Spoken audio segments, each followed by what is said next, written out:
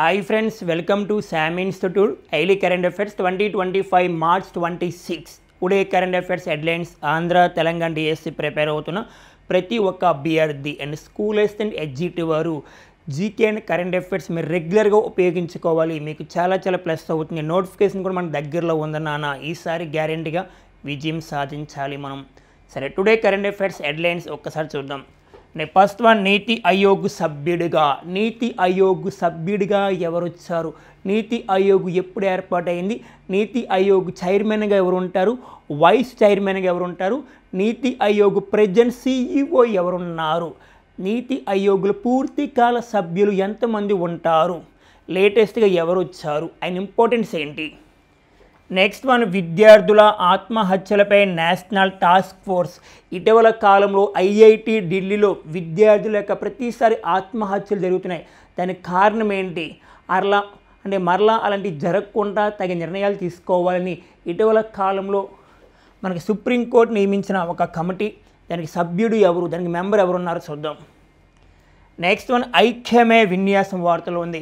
ఇటీవల కాలంలో తరచూ వార్తలో విన్యాసాలు వార్తలకు వస్తే ఎన్ని దేశాల మధ్య జరుగుతుంది అండ్ త్రివిధ దళాల్లో ఎన్నువ విన్యాసం ఈసారి 2025లో జరిగిన ఎన్నువ ఎడిషన్ 2025లో ఎక్కడ జరుగుతుంది? ఓకేనా? ఆర్మీ విన్యాసమా, ఎయిర్ ఫోర్సా, నేవీయా గుర్తుపెట్టుకోవాలి. నెక్స్ట్ వన్, డల్లే చిల్లీ సిక్కిం వార్తలు ఉంది. డల్లే చిల్లీ ఇది GI ట్యాగ్ పొందిన వస్తువు. ఇది విదేశాలకు ఎక్స్పోర్ట్ చేస్తున్నాం. Next one, Canara bank executive డైరెక్టర్గా మా ప్రభుత్వ రంగ బ్యాంకులో మొత్తం 12 బ్యాంకులు ఉన్నాయి. దాంట్లో కెనరా బ్యాంక్ కూడా ఒక ప్రభుత్వ రంగ బ్యాంకు. దానికి ఎగ్జిక్యూటివ్ డైరెక్టర్గా ఎవరు వచ్చారు చూద్దాం. Okay friends, past current affairs. నీతి ఆయోగ్ సభ్యుడిగా ఎవరు వచ్చారు అంటే రాజీవ్ గాబాను నీతి ఆయోగ్ ఫుల్ టైం మెంబర్గా నియమించారు, పూర్తికాల సభ్యుడిగా. మరి రాజీవ్ గాబా గతంలో 2019 నుంచి కేంద్ర క్యాబినెట్ కార్యదర్శిగా పనిచేస్తున్నారు.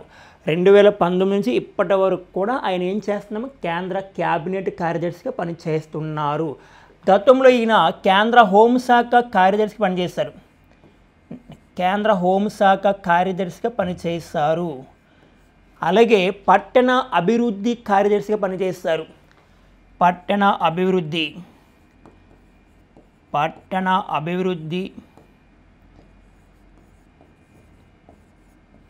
కార్యదర్శిగా పనిచేస్తారు.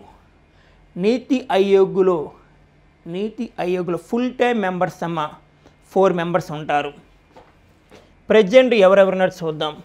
VK Saraswat. Next one, Ramesh Chand.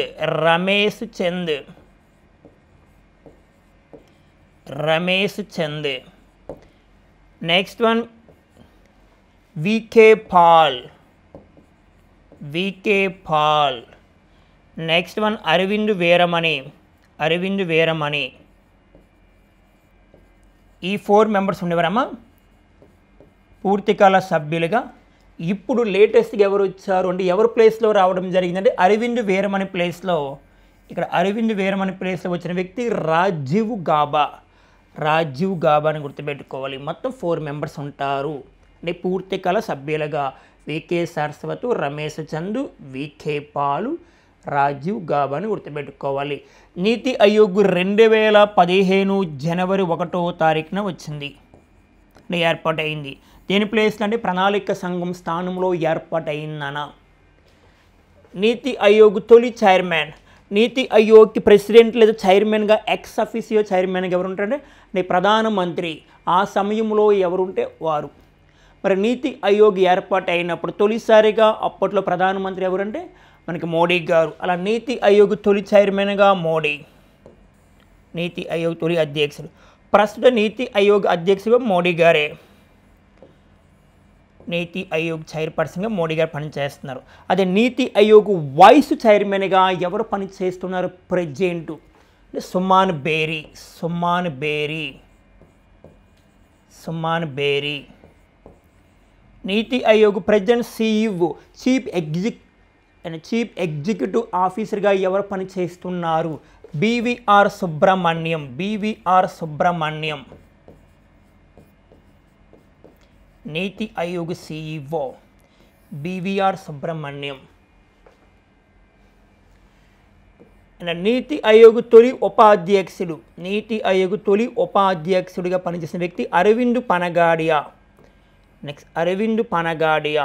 ఈ అరవింద్ పనగాడియా 16వ ఆర్థిక సంఘం చైర్మన్గా నియమితులయ్యారు. 16వ ఆర్థిక సంఘం చైర్మన్గా నియమితులైంది అరవింద్ పనగాడియా అని గుర్తుపెట్టుకోవాలి. ప్రెసిడెంట్ ఉపాధ్యక్షుడే వైస్ చైర్పర్సన్గా పనిచేస్తుంది సొమ్మాన్ బేరీ. ఓకేనా?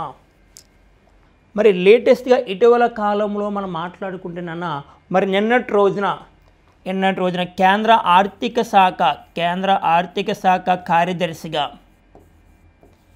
కేంద్ర ఆర్థిక శాఖ కార్యదర్శిగా ఎవరు వచ్చారండి? అజయ్ సేఠ్ గారు వచ్చారు. అజయ్ సేఠ్. మరి కేంద్ర ఆర్థిక కార్యదర్శిగా గతంలో ఎవరు ఉండేవారమ్మా? తుహిన్ కాంత్ పాండే ప్రెసిడెంట్ మనకి సెబీకి చైర్పర్సన్గా పనిచేస్తున్నారు. అంటే గతంలో కేంద్ర ఆర్థిక కార్యదర్శిగా పనిచేసిన తుహిన్ కాంత్ పాండే సెబీ చైర్మన్గా నియమితులయ్యారు. ఇప్పుడు కేంద్ర ఆర్థిక కార్యదర్శి నిన్నటి రోజున ఎవరు వచ్చారంటే అజయ్ సేఠ్ అని గుర్తుపెట్టుకోవాలి. అజయ్ సేఠ్. సరే, నెక్స్ట్ కరెంట్ అఫైర్స్ మా విద్యార్థుల ఆత్మహత్యలపై నేషనల్ టాస్క్ ఫోర్స్. ఇటీవల కాలంలో తరచూ అంటే విద్యార్థుల యొక్క మరణాలు మనం చూస్తూ ఉంటున్నాం. అంటే ఎడ్యుకేషన్ పర్పస్లో ఎక్కువగా రాజస్థాన్లో జరుగుతూ ఉంటాయి కదా. అయితే ఇటీవల కాలంలో ఐఐటి ఢిల్లీలో ప్రధానంగా విద్యార్థులు ఆత్మహత్యలకు పాల్పడుతున్నారు. ఈ సమయంలో ఢిల్లీ యొక్క పోలీసులని సుప్రీంకోర్టు విచారణ చేపట్టింది. ఢిల్లీ యొక్క పోలీసులకి సుప్రీంకోర్టు విచారణ చేయండి, అక్కడ ఏం జరుగుతుంది, దానికి కారణం ఏంటి, దానికి రీజన్ ఏంటి, భవిష్యత్తులో అలాంటి జరగకుండా చూసుకోవాలి అని చెప్పడం జరిగింది. అయితే మరి ఇటీవల కాలంలో విద్యార్థుల ఆత్మహత్యలపై నేషనల్ టాస్క్ ఫోర్స్ నియమించారు. ఎవరు అంటే సుప్రీంకోర్టు నియమించింది. దాని చైర్పర్సన్గా justice S Ravindra Bhat supreme court మాజీ న్యాయమూర్తి. దీంట్లో ఎక్స్ అఫీషియో సభ్యులుగా ఎవరు ఉంటారంటే రాష్ట్రాల ఉన్నత విద్యాశాఖ, సామాజిక న్యాయ, నెక్స్ట్ న్యాయ వ్యవహారాలు, నెక్స్ట్ మహిళా శిశు అభివృద్ధి శాఖ వారు దీంట్లో ఎక్స్ అఫీషియో సభ్యులుగా ఉంటారని గుర్తుపెట్టుకోవాలి. ఒకటే గుర్తుపెట్టుకో, సింపుల్ క్వశ్చన్. అంటే ఇటీవల కాలంలో విద్యార్థుల ఆత్మహత్యలపై నేషనల్ టాస్క్ ఫోర్స్ నియమించారు. దాని చైర్పర్సన్ ఎవరు? Justice S Ravindra Bhat supreme court మాజీ న్యాయమూర్తి. సరిపోతుంది. ఇప్పుడు ఏం చేస్తుందంటే ఈ కమిటీ అంటే ప్రధానంగా అసలు జరగడానికి రీజన్ ఏంటి, అంటే విద్యార్థులు ఎందుకు చనిపోతున్నారు, వాళ్ళకి రీజన్ ఏంటి, భవిష్యత్తులో అలాంటి జరగకుండా చూసుకోవడానికి తగిన జాగ్రత్తలు, తగిన నియమాలు పాటిస్తూ ఉంటుంది. ఓకేనా? అయితే ఎక్కడైతే అలా జరుగుతున్నాయో వాటిపైన యాక్షన్ తీసుకుంటారు వీళ్ళు. Okay friends, next current affairs మా ఐక్యమే విన్యాసాల వార్తలోనే గుర్తుపెట్టుకోవాలి. AIKEYME అంటే ఐక్యమే. దీన్నే ఎలా పిలుస్తారంటే Africa India key maritime engagement. అంటే ఐక్యమే అంటేనా గుర్తుపెట్టుకోవాలి, Africa India key maritime engagement అంటే పేరుతో ఆఫ్రికన్ దేశాలతో భారతదేశం కలిసి ఏర్పాటు చేసిన ఒక విన్యాసము. ఆఫ్రికా దేశాలతో కలిసి భారతదేశం ఏర్పాటు చేసిన ఒక విన్యాసం బహుళ దేశాల నేవీ విన్యాసం, నేవీ ఎక్సర్సైజ్, బహుళ దేశాల నౌకదళ విన్యాసము లేదా బహుపాక్షిక నౌకదళ విన్యాసం గుర్తుపెట్టుకోవాలి. ఒక విన్యాసం వార్తల్లోకి వస్తే ఫస్ట్ విన్యాసం పేరు గుర్తు రావాలి. విన్యాసం పేరు. నెక్స్ట్ 2025లో ఎన్నవ ఎడిషన్ అంటే ఎడిషన్ పేరు. నెక్స్ట్ వన్ ఎన్ని దేశాల మధ్య జరుగుతుంది, దేశాలు. నెక్స్ట్ వన్ త్రివిధ దళాలు army, air force and navy అంటాడమ్మా. నెక్స్ట్ వన్ త్రివిధ దళాల్లో. నెక్స్ట్ వన్ ఇయర్ ఎక్కడ జరుగుతుంది గుర్తుపెట్టుకోవాలి. ఫస్ట్ వన్ విన్యాసం వార్తల్లోకి వచ్చింది, ఆ విన్యాసం పేరు ఐక్యమే. మరి 2025లో ఎన్నవ ఎడిషన్ వరుస క్రమంలో అంటే పాస్ట్ ఎడిషన్ అంటే ప్రపంచంలో అంటే తొలిసారిగా అంటే భారతదేశం ఆఫ్రికా దేశాలతో ఏర్పాటు చేసిన ఒక ఎక్సర్సైజ్ ఏమో ఫస్ట్ ఎడిషన్, తొలిసారిగా ఇది ఫస్ట్ ఎడిషన్. ఎన్ని దేశాలు పాల్గొంటాయి? బహుళ దేశాలు. అంటే బట్ ఆఫ్రికా కంట్రీస్, భారతదేశము బహుళ దేశాలు. మరి త్రివిధ దళాల్లో ఏ విన్యాసం అంటే ది నేవీ విన్యాసము, నేవీ ఎక్సర్సైజ్. ఈసారి ఎక్కడ జరగబోతుంది అంటే మనకి తాంజానియా దేశంలో, తాంజానియా. మరి తాంజానియా అంటే ఒక ఆఫ్రికన్ కాంటినెంట్ అమ్మా, అంటే ఆఫ్రికా దేశము, ఆఫ్రికా దేశము తాంజానియా అంటే. మరి ఈసారి ఎక్కడ జరగబోతుంది, ఎవరెవరు దీన్ని ఏర్పాటు చేస్తున్నారంటే చూడాలి. Okay, Tanzania people's force and భారత నావికా దళము ఈ రెండు కలిసి ఏర్పాటు చేస్తున్నారు. ఎక్కడంటే తాంజానియా దేశంలో. తొలి ఎడిషన్ విన్యాసం పేరు ఐక్య బహుపాక్షిక నౌకదళ విన్యాసాలు, ఫస్ట్ ఎడిషన్ అని ఇవ్వడం జరిగింది. ఇటీవల కాలంలో తరచూ విన్యాసాలు జరుగుతున్నాయి. ఒకసారి మనం చూసుకుంటే నిన్నటి రోజున, నిన్న కరెంట్ అఫైర్స్లో ఒక విన్యాసం చెప్పుకున్నాం. విన్యాసము అంటే కంజర్ విన్యాసము, కంజర్ ఎక్సర్సైజ్. మీకు చాలా చెప్పే విన్యాసాలు అవన్నీ. విన్యాసం ధర్మా గార్డియన్ గురించి మాట్లాడుకున్నాం, మెలాన్ 2024 విన్యాసం గురించి మాట్లాడుకున్నాం. ఇవన్నీ చూడండి. అలాగే వరుణ విన్యాసం, లేటెస్ట్గా వరుణ విన్యాసము భారత్ ఫ్రాన్స్ మధ్య జరుగుతున్న ఒక నేవీ విన్యాసం మాట్లాడుకున్నాం. ఇప్పుడు కంజర్ విన్యాసం గురించి. కంజర్ విన్యాసం అనేది మనకి 2025 12th ఎడిషన్. ఈ 12th ఎడిషన్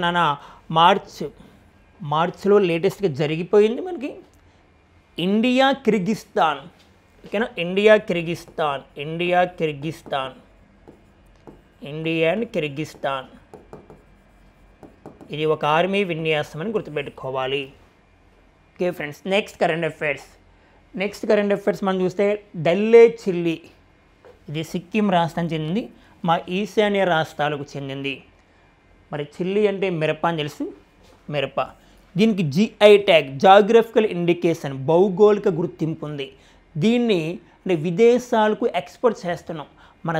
మన భారతదేశంలో పండించే పంట, ఈ పంటని విదేశాలకు ఎక్స్పోర్ట్ చేస్తుంది ఒక సంస్థ.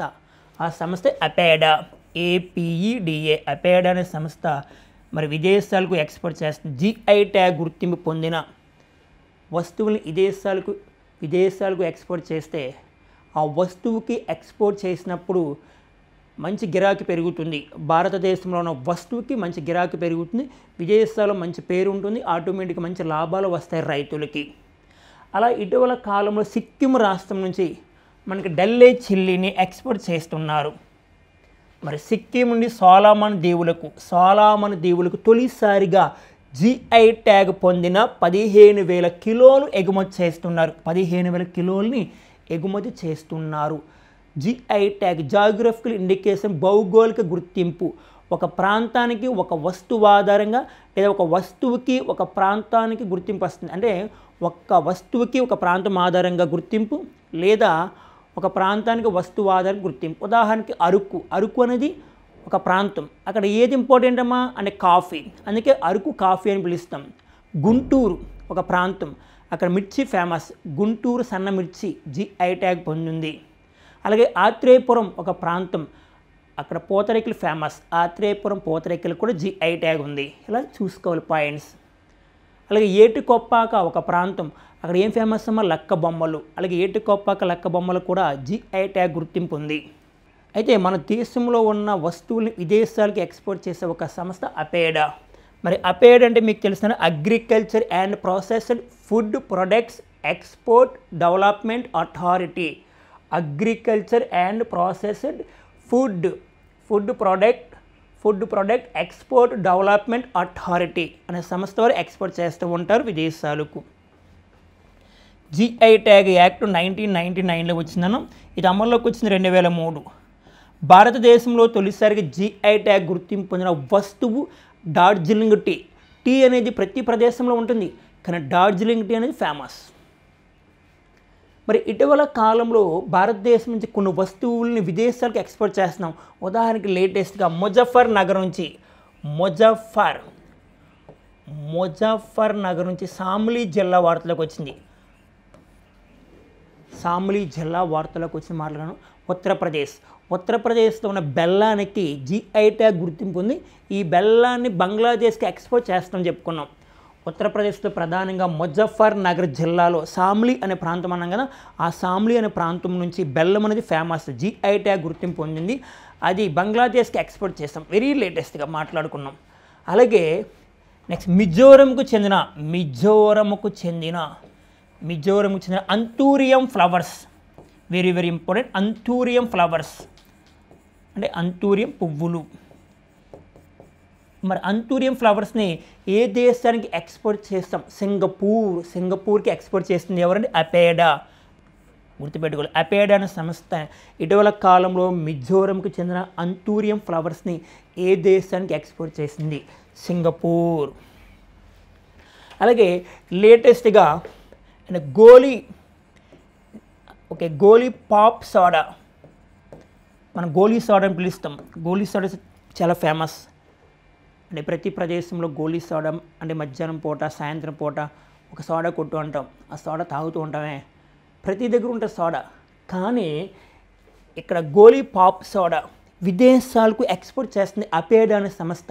ఇప్పటికే విదేశాలకు మనకి గోలీ పాప్ సోడా మన యూఎస్ఏ, యూకే, యూరప్ దేశాలకు ఎక్స్పోర్ట్ చేసింది. ఇప్పుడు ప్రపంచవ్యాప్తంగా కూడా మన భారతదేశానికి చెందిన వస్తువుని ఎక్స్పోర్ట్ చేస్తున్నారు. ఇప్పుడు గోలీ పాప్ సోడాను కూడా విదేశాలకు ఎక్స్పోర్ట్ చేస్తుంది. ఎవరు అంటే అపేడా అనే సంస్థ. చాలా చాలా important. Okay friends, next current affairs Canara bank executive డైరెక్టర్గా. మరి కెనరా బ్యాంక్ ఇది ప్రభుత్వ రంగంలో 4వ అతిపెద్ద బ్యాంకుగా ఉంది వార్తలోని. అంటే ప్రభుత్వ రంగంలో గవర్నమెంట్ బ్యాంకులో మొత్తం 12 బ్యాంకులు ఉంటాయి, పబ్లిక్ సెక్టర్ బ్యాంక్స్. ఈ 12 బ్యాంకులో మనకి largest bank SBI, state Bank of India అని చెప్పుకుంటాం. ఇప్పుడు కెనరా బ్యాంక్కి ఎగ్జిక్యూటివ్ డైరెక్టర్గా ఎవరు వచ్చారంటే ఎస్కే ముజుందార్ మార్చి 24, 2025 నియమితులయ్యారు. మరి కెనరా బ్యాంక్ ప్రస్తుతం Canara bank CEO and MD అంటే మేనేజింగ్ డైరెక్టర్గా ఎవరు పని చేస్తున్నారంటే సత్యనారాయణ రాజ్ గారు పనిచేస్తున్నారు. సత్యనారాయణ రాజ్. మరి కెనరా బ్యాంక్ను మనకు ప్రధానంగా 1906లో ఏర్పాటు చేస్తాం. దీనికి ప్రభుత్వ రంగంలో విలీనం చేసింది ఏ ఇయర్ అంటే 1969. 1969లో ఇందిరాగాంధీ కాలంలో ఒక 14 బ్యాంక్స్ని నేషనలైజ్ చేస్తాం, జాతీయం చేస్తాం. 1969లో 14 బ్యాంకులను జాతీయం చేస్తాం. ఆ 14 బ్యాంకులో కెనరా బ్యాంక్ కూడా ఉంది. నెక్స్ట్ 1980లో కూడా మరొక 6 బ్యాంకులను జాతీయం చేస్తాం. ఎవరి కాలంలో? ఇందిరాగాంధీ కాలంలో. 14 బ్యాంకులు జాతీయం చేసిన ప్రధాని ఎవరంటే ఇందిరాగాంధీ. 6 బ్యాంకులు జాతీయం చేసినప్పుడు కూడా ప్రధాని ఇందిరాగాంధీ. ఓకేనా? అంటే ప్రభుత్వ రంగంలో బ్యాంకుల సంఖ్య 12. ఇక్కడ కొన్ని గుర్తుపెట్టుకోవాలి. Next RBI, next SBI, next మన ఎల్ఐసి, సెబీ, నాబార్డ్. ఎక్కువసార్లు అడిగే అవకాశం ఉంది. మరి ప్రెజెంట్ ఆర్బీఐ గవర్నర్గా ఎవరు పనిచేస్తున్నారు? Sanjay Malhotra. State Bank of India చైర్పర్సన్గా చల్లా శ్రీనివాస్ రెడ్డిగా పనిచేస్తున్నారు. ఎల్ఐసికి సిద్ధార్థ మెహంతి పనిచేస్తున్నారు. సెబీకి అయితే తుహిన్ కాంత్ పాండే, సెబీ చైర్పర్సన్గా తుహిన్ కాంత్ పాండే. నాబార్డ్ చైర్పర్సన్గా కేవీ సాజీ పనిచేస్తున్నారు. మనకి ఆర్బీఐ 1935లో ఏర్పాటైంది. SBI 1955, LIC 1956, SEBI 1988, NABARD 1982. Okay friends, next current affairs మనం చూస్తే జలాంతర్గాములకు రక్షణ కవచం అనేది ఒక ఆర్టికల్ రావడం జరిగింది. అది నిస్తార్. మరి నిస్తార్ సేవలు అందించేందుకు సిద్ధమైన ఐఎన్ఎస్ నిస్తార్ యుద్ధ నౌక పూర్తయిన సీ ట్రయల్స్. ఇప్పటి వరకు 11 సార్లు సీ ట్రయల్స్ నిర్వహించారు. ఎవరు తయారు చేస్తున్నారు దీన్ని అంటే మరి విశాఖలో హిందూస్థాన్ షిప్ యార్డ్లో తయారు చేశారు. విశాఖలోని హిందూస్థాన్ షిప్ యార్డ్లో తయారు చేశారు. ఇటీవల కాలంలో దాని పేరు జలాంతర్గాములకు రక్షణ కవచంగా నిస్తార్ వార్తలకు వచ్చింది. దేంట్లో భాగంగా దీన్ని తయారు చేశారు అంటేనా గుర్తుపెట్టుకోవాలి. ఆత్మ నిర్భర్ భారత్లో భాగంగా స్వదేశీ పరిజ్ఞానంతో తొలిసారిగా తయారు చేస్తున్నారు. గతంలో నిస్తార్ అని ఇప్పుడే కాదన్న, నిస్తార్ గతంలో ఇండియాకి పాకిస్తాన్కి యుద్ధం జరిగిన సమయంలో కూడా ఉపయోగించాం. మరలా ఇప్పుడు నిస్తార్ అంటే నిస్తార్ క్లాస్ పేరుతో వస్తుంది. ఇక్కడ మనం గమనిస్తే దీని యొక్క వెయిట్, దీని యొక్క ఇంపార్టెన్స్ ఇక్కడ చూస్తే ఐఎన్ఎస్ నిస్తార్ స్వరూపం ఇది. దీని యొక్క బరువు అంట 9350 టన్నులు అంట. Very very important. Okay, first point. దీని యొక్క పొడవు 118.4 మీటర్లమ్మా. నెక్స్ట్ వెడల్పు 22.8 మీటర్లు. స్వదేశీ పరిజ్ఞానంతో పూర్తిగా స్వదేశీ పరిజ్ఞానం 80% మనమే, ఒక 20% విదేశ పరిజ్ఞానంతో రూపొందించాం. దీనికి దాదాపుగా ఎంత ఖర్చు అవుతుందంటే 2396 కోట్లమ్మా. ఒక 2396 కోట్లు. నెక్స్ట్ పాయింట్, నిస్తార్లో విజయవంతంగా air mix gas driving systems trials పూర్తి చేసిన షిప్ యార్డ్ సిబ్బంది. మరి దీని ఉపయోగం ఏంటంటే, మరి ఐఎన్ఎస్ నిస్తార్ యొక్క ఉపయోగం ఏంటంటే ప్రధానంగా చూసుకుంటే ఆపదలో ఉన్న జలాంతర్గాములకు సహాయం చేస్తుంది. ఆపదలో ఉన్న జలాంతర్గాములకు సహాయం చేస్తుంది. నెక్స్ట్ మన సముద్రంలో నిరంతర గస్తీ పరిశోధన రక్షణ. సముద్రంలో నిరంతరం కూడా గస్తీ పరిశోధన రక్షణ కల్పిస్తూ ఉంటుంది. ఏంటంటే ఐఎన్ఎస్ నిస్తార్ అని గుర్తుపెట్టుకోవాలి. మరి ఇప్పుడు ఐఎన్ఎస్ నిస్తార్ను ఏ పేరుతో ఏర్పాటు చేస్తున్నారు దీన్ని అంటే చాలా చాలా ఇంపార్టెంట్. యార్డ్ 11190. యార్డ్ 11190. ఒకసారి యార్డ్ 11190 పేరుతో నౌక పనులు చివరి దశకు చేరుకున్నాయంట. సరిపోతుంది. Okay friends, next current affairs మనం చూస్తే బంగ్లాదేశ్లో త్వరలో సైనిక పాలన. బంగ్లాదేశ్లో త్వరలో సైనిక పాలన రాబోతుందంట. అంటే సైనికులే ఆ దేశాన్ని పరిపాలిస్తూ ఉంటారు. మనకి ఏం జరిగిందంటే 2024 ఆగస్టు సమయంలో అక్కడ వైలెన్స్ జరగడం వలన అప్పటి బంగ్లాదేశ్ ప్రధాని షేక్ హసీనా గారు భారతదేశానికి రావడం జరిగింది. ఈ సమయంలో బంగ్లాదేశ్ ప్రభుత్వము షేక్ హసీనాని అప్పగించండి భారతదేశం నుంచి అని చెప్పడం జరిగింది. అయినా షేక్ హసీనా గారు ఇంకా భారతదేశంలో ఉన్నారు. ఈ సమయంలో బంగ్లాదేశ్లో తాత్కాలిక ప్రభుత్వాన్ని నోబెల్ శాంతి అవార్డు గ్రహీత మహమ్మద్ యూనఫ్ ఏర్పాటు చేశారు తాత్కాలిక ప్రధానిగా. మరి బంగ్లాదేశ్లో త్వరలో సైనిక పాలన. మరి మహమ్మద్ యూనఫ్పై తిరుగుబాటు జరిగే అవకాశం ఉందంట. అక్కడ తాత్కాలిక ప్రభుత్వాన్ని ఏర్పాటు చేసింది. ఆ సమయంలో షేక్ హసీనా భారతదేశానికి వచ్చినప్పుడు తాత్కాలిక ప్రభుత్వాన్ని ఏర్పాటు చేసిన నోబెల్ శాంతి అవార్డు గ్రహీత మహమ్మద్ యూనఫ్. ఆయనకి 2006లో నోబెల్ శాంతి అవార్డు వచ్చింది మహమ్మద్ యూనఫ్కి. ఇప్పుడు అక్కడ సైనికులే తిరుగుబాటు చేసి వారే అధికారంలోకి వచ్చే అవకాశం ఉందని చెప్పడం జరుగుతుంది. బంగ్లాదేశ్ పితామహుడైన షేక్ ముజఫర్ రెహమాన్, బంగబంధుగా పిలుస్తాం, ఆయన యొక్క పాఠ్యాంశంలో ఆయన యొక్క ఫోటోని పూర్తిగా పాఠ్యాంశం నుంచి బంగ్లాదేశ్ యొక్క పాఠ్య పుస్తకాలను తొలగించేశారు. అలాగే బంగ్లాదేశ్ కరెన్సీలో కూడా ఆయన ఫోటోని పూర్తిగా తొలగించేశారు. ఆయన బంగబంధు కాదు. ఇటీవల కాలంలో బంగ్లాదేశ్ ఏం చెప్పిందంటే భారతదేశం వల్ల మాకు స్వతంత్రం రావలేదు, 1971లో తూర్పు పాకిస్తాన్ బంగ్లాదేశ్కి ఏర్పాటు అయింది. తూర్పు పాకిస్తాన్ బంగ్లాదేశ్కి ఏర్పాటు కావడానికి భారతదేశం పాకిస్తాన్ యుద్ధం చేస్తాం. ఆ సమయంలోనే బంగ్లాదేశ్ ఏర్పాటు అయింది. వాళ్ళు ఏమన్నారు తెలుసా, మీ వల్ల మాకు స్వతంత్రం రావలేదు, మీరు మాకు శత్రువులు అయిపోతున్నారు, ఈ సమయంలో మీకు మాకు ఫ్రెండ్షిప్ అనేది దూరం అవుతుంది, మేము పాకిస్తాన్కి దగ్గర అవుతామని చెప్పడం జరుగుతుంది. అసలు పాకిస్తాన్ బంగ్లాదేశ్ ఫ్రెండ్షిప్ ఏం కాదు, కానీ షేక్ హసీనా వాళ్ళు చేస్తున్నారు ప్రజెంట్. ఇప్పుడు రానున్న కాలంలో సైనిక పాలన వచ్చే అవకాశం ఉంది బంగ్లాదేశ్లో, గుర్తుపెట్టుకోవాలి. ఈ సమయంలోనే మనకి పాకిస్తాన్ బంగ్లాదేశ్కి ఏం చేస్తుందంటే 50,000 టన్నులు బియ్యాన్ని కూడా సప్లై చేస్తుంది. ఇటీవల కాలంలో మాట్లాడుకున్న current affairs. Okay friends, next current affair మనం చూస్తే కబడ్డీ ప్రపంచ కప్ 2025 వార్తలో ఉంది. మరి కబడ్డీ ప్రపంచ కప్ 2025 ఇది 2వ ఎడిషన్ జరిగింది. ఆల్రెడీ సెకండ్ ఎడిషన్ మార్చి 15 నుంచి 23 వరకు జరిగింది. ఎక్కడ జరిగిందంటే ఇంగ్లాండ్లో జరిగింది, ఇంగ్లాండ్. మరి దీంట్లో దాదాపుగా 9 పురుషుల జట్లు పాల్గొన్నాయి, మరి 6 మహిళా జట్లు పాల్గొన్నాయి. అంటే కబడ్డీ వరల్డ్ కప్ ఇంగ్లాండ్ 2025 మార్చి 15 నుండి 23 వరకు. దీంట్లో విజేత ఎవరు, పురుషుల విజేత ఎవరు, మహిళా విజేత ఎవరు? భారతదేశమేనా అన్న? పురుషుల విజేత ఇండియా, మహిళల విజేత కూడా ఇండియా అని గుర్తుపెట్టుకోవాలి. మరి ఏ దేశం పైన నాన్న అంటే బ్రిటన్, అంటే ఇంగ్లాండ్ పైన. బ్రిటన్లో ఆడి బ్రిటన్ పైనే విజయం సాధించారు పురుషులు మహిళలు ఇద్దరు కూడా. Okay, very good. ఇటీవల కాలంలో మన ఇండియాలో ఫస్ట్ ఖోఖో వరల్డ్ కప్ జరిగింది. అందులో పురుషులు మహిళలు కూడా మనమే విజేత. మన ఇండియాలో జరిగింది, మనమే విజేత. ఏ దేశం ఓడిపోయింది? Nepal. First kho kho world cup ప్రపంచంలో తొలిసారిగా ఖోఖో వరల్డ్ కప్ 2025 మన ఇండియాలో జరిగింది. పురుషుల విజేత భారత్, మహిళల విజేత కూడా భారత్. మరి పురుషుల మహిళల విజేత ఎవరిపైన?